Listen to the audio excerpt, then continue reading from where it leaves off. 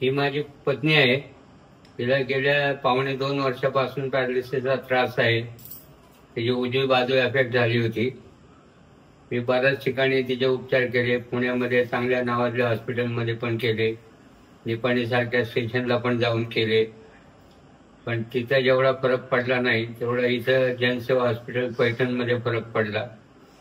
जनसेवा हॉस्पिटलची माहिती मला यूट्यूबद्वारे मिळाली. मी बरेच दिवस त्यांचे व्हिडिओ पाहत होतो आणि नंतर मग कस्टमरचे तिथल्या पेशंटचे रिव्ह्यू पण मी बघितले. त्या रिव्ह्यू नंतर मला असं लक्षात आले की 94-95% रिकव्हरी रेट आहे. म्हणून मग मी माझ्या मिसेसला इथे घेऊन आलो. आज 9वा दिवस आहे. 10 दिवसाची तिची ट्रीटमेंट आहे. तिच्यामध्ये आता 70 ते 80% फरक पडलेला आहे. तिचा स्वतःचा सेल्फ कॉन्फिडन्स पण वाढला आणि एस्पेशली तिच्या हाताची जी मुवमेंट होती ती कमी होती एकदम, आणि आता ती मुवमेंट तिची खूप प्रगती झालेली आहे. 60-70% वरती तिच्या बोटांची मुवमेंट आता झालेली आहे. तो सगळ्यात इथं मोठा फायदा झालेला आहे इथे येऊन. आणि इथला स्टाफ जो आहे, स्टाफ पण खूप चांगला आहे, कोऑपरेटिव्ह आहे, सांगेल ती हेल्प करतात.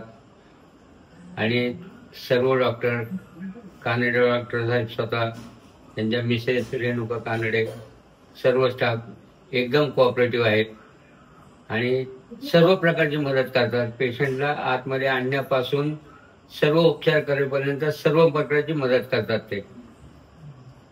नमस्कार.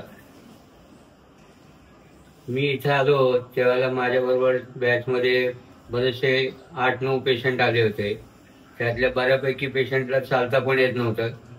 त्यांना व्हीलचेअरवरती आणलं होतं. पण आज 8-9 दिवसानंतर त्यांच्यामध्ये इतकी प्रगती झाली की ते स्वतःचे चालू शकतात, बोलू शकतात, हालचाल पूर्ण होऊ शकते त्यांची. आणि आज आता ते इंडिपेंडंट होण्याच्या मार्गावरती आहेत. ते स्वतः चालू शकतात. ही प्रगती त्यांच्यामधली मी बघितलेली आहे.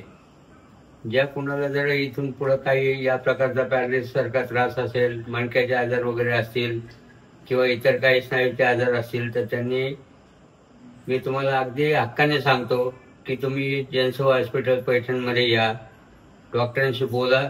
अतिशय चांगली ट्रीटमेंट तुम्हाला मिळेल आणि तुमचा रिकव्हरी रेटही खूप चांगला राहील. नक्की.